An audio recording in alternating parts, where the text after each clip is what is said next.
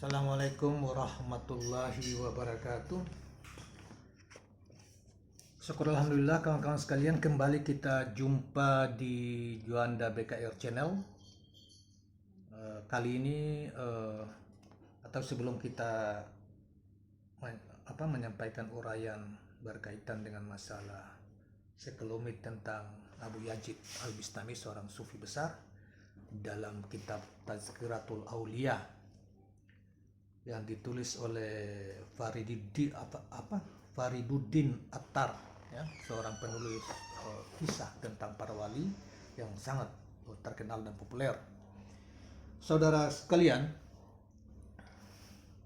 mudah-mudahan kita selalu dibimbing dan dilindungi oleh Allah SWT, dicukupkan Allah Subhanahu, Tuhan pencipta dan pemelihara semesta alam dan segala isinya,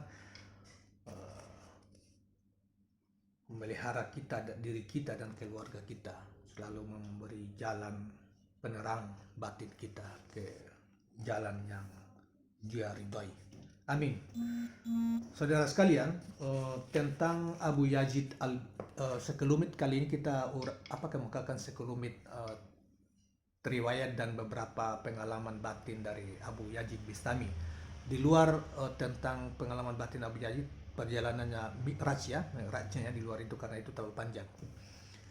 Nah, saudara sekalian,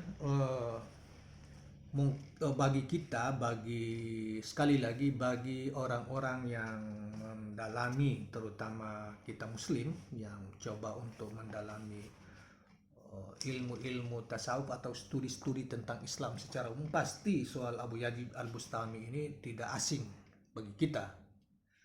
Nah, nama lengkapnya itu adalah Abu Yazid Taifur bin Isa bin Surusain Al-Bustami, lahir di Bustam. Al-Bustami itu karena istilah tempat lahirnya di Bustam, timur laut Persia. Dikatakan juga dia adalah cucu seorang penganut agama Persia kuno, yaitu Zoroaster, dan beliau meninggal pada tahun 260 Hijriah atau ada yang mengatakan 264 Hijriah atau 877. Makamnya masih berdiri hingga sekarang di Persia, ya, tentunya di Iran sekarang. Saudara sekalian, Al-Kisah juga bahwa beliau ini ketika masih di dalam kandungan ibunya, ketika ibunya misalnya mau ingin makan sesuatu dan sumber makanan itu tidak jelas kehalalannya, itu langsung Abu Yazid dalam kandungan itu langsung menendang-mendang perut sampai makanan itu tidak jadi lagi dimakan oleh ibunya, baru dia berhenti menendang perut ibu. Ini kisah kecilnya yang kisah di antara sebelum itu, ya, waktu dia di dalam kandungan. Saudara-saudara sekalian,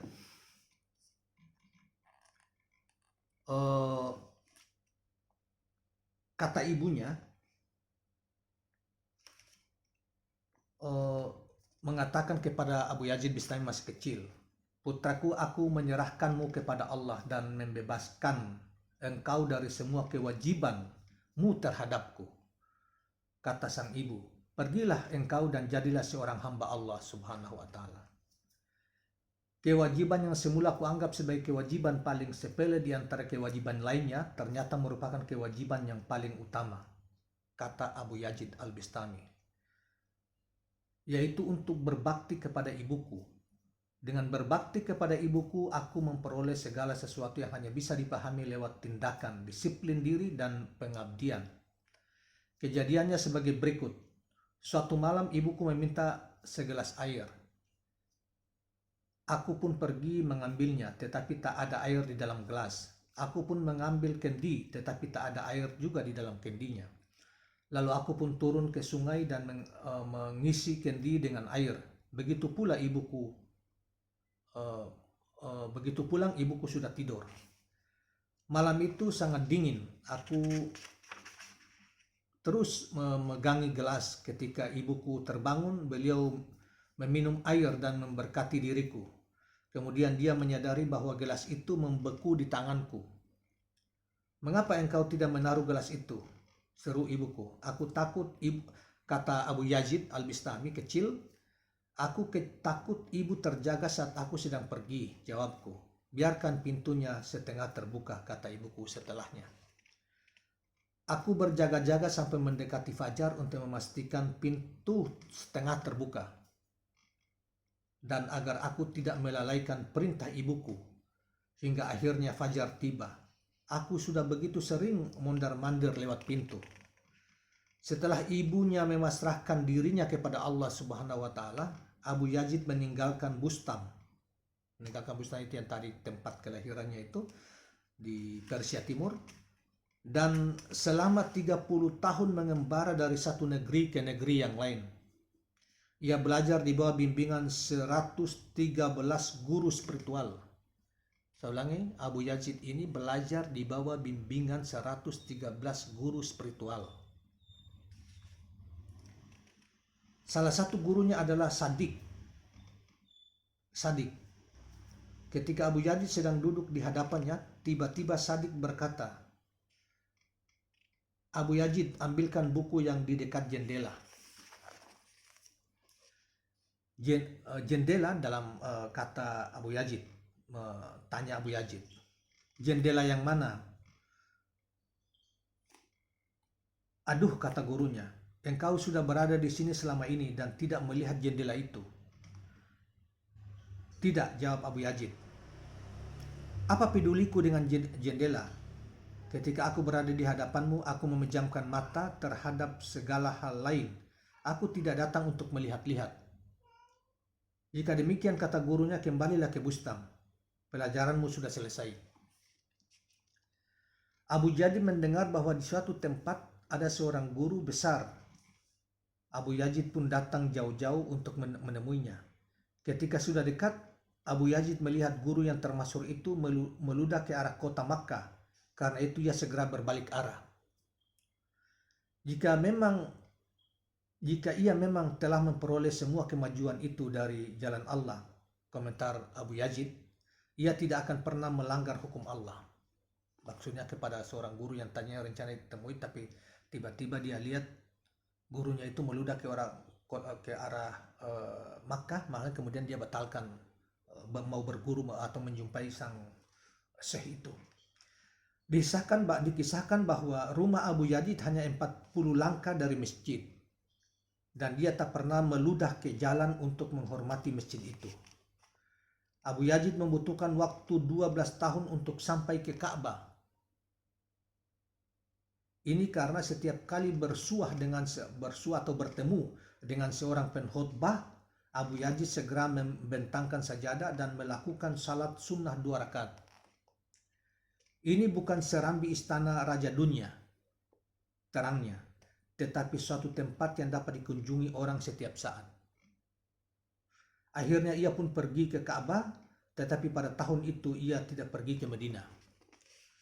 Tidak pantas kunjungan ke Madinah dijadikan sebagai pelengkap saja, kata Abu Yazid. Aku akan mengenakan jubah ziarah yang berbeda ketika mengunjungi Madinah. Tahun berikutnya ia menunaikan ibadah haji sekali lagi, mengenakan pakaian yang berbeda untuk setiap tahap perjalanannya sejak mulai di gurun.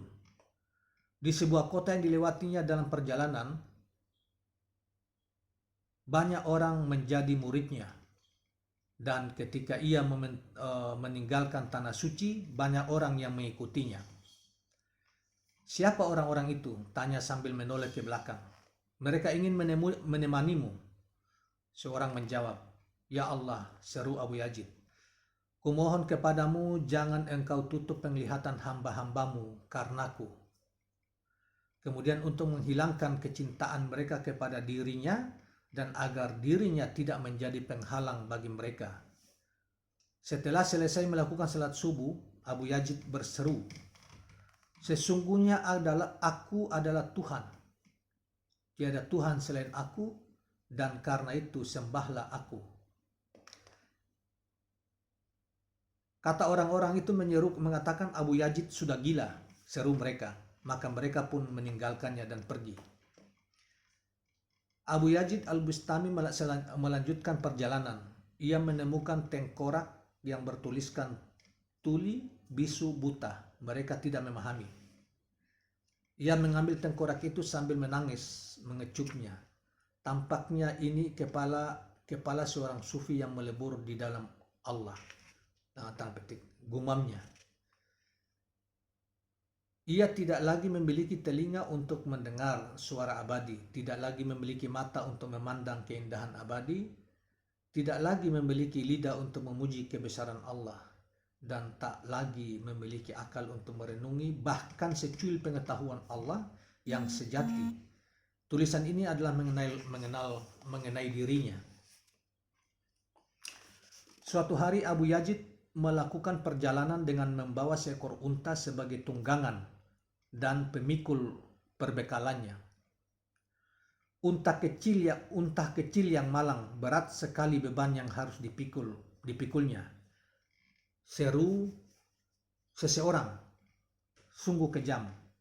Jadi ada orang yang menilai bahwa seekor unta yang Abu Yazid dia taruh barang-barang Abu Yazid itu dalam perjalanan dianggap terlalu banyak membebani, sehingga orang itu memberi komentar, bahkan mengatakan Abu Yazid itu kejam gitu loh kepada binatang gitu. Ininya Abu Yazid yang mendengar seruan itu berulang kali akhirnya menjawab, "Anak muda, bukan unta kecil ini yang memikul bebannya."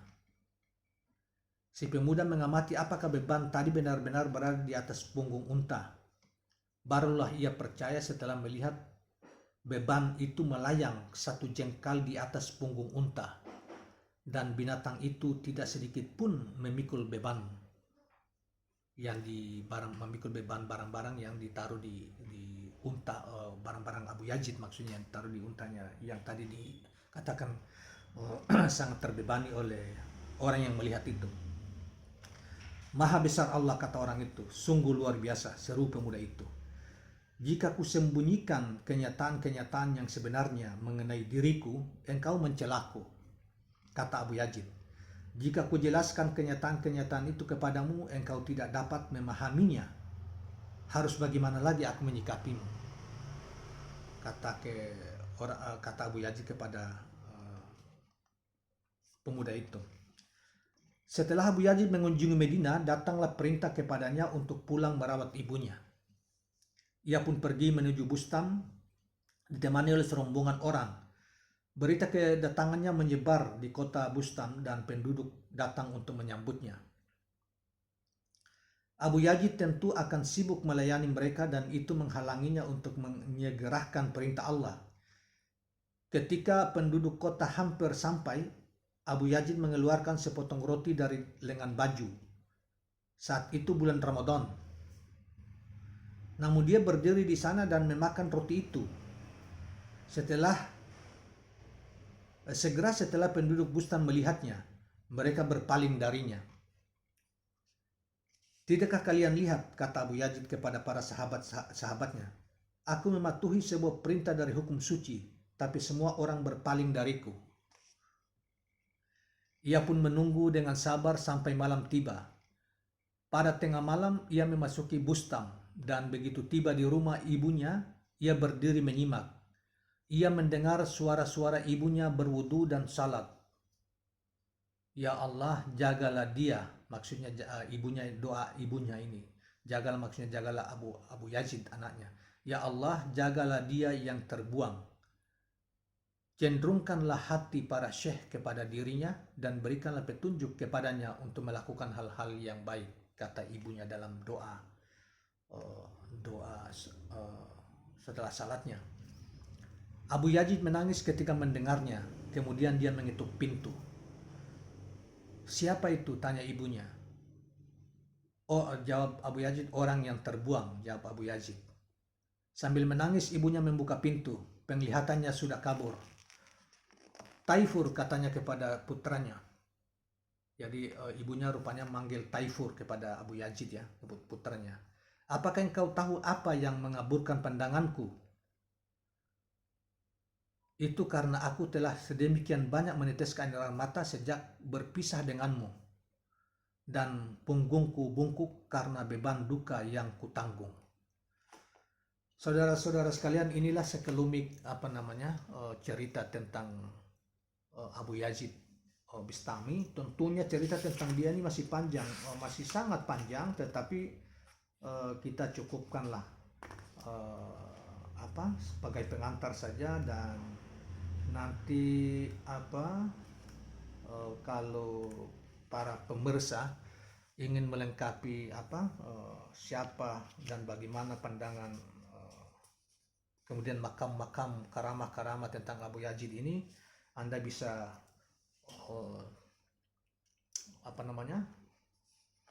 membaca Tazkiratul Aulia, kitab Tazkiratul Aulia yang ditulis oleh Fariduddin Attar. Ini juga kita juga tidak sampai ke Mi'raj Abu Yazid al-Bistami. Kita hanya sepintas sekedar 2-3 lembar saja untuk mengantar merangsang memperkenalkan siapa Abu Yazid al-Bistami. Ini pun masih jauh dari lengkap tentang profil beliau, karena penjelasan tentang beliau ini masih sangat banyak. Karena itu kita hanya sampai di tentang Abu Yazid sampai di sini. Dan Anda bisa, sekali lagi, Anda bisa membaca lebih luas mengetahui lebih luas tentang Abu Yazid al-Bistami dan ajaran-ajarannya, keadaan-keadaan spiritualnya, mi'rajnya, menurut pengakuannya perjalanan mi'rajnya seperti yang dilakukan oleh Rasulullah SAW, makam-makam tentang karamah-karamah dan lain sebagainya, itu di dalam kitab Tazkiratul Aulia yang ditulis oleh Fariduddin Attar ini. Ini kitab yang terkenal tentang masalah para sejarah kisah para aulia. Salah satu kitab yang paling terkenal ya, saudara sekalian. Demikianlah, dan teman-teman sekalian jangan lupa subscribe, like and comment channel ini. Terima kasih. Assalamualaikum warahmatullahi wabarakatuh.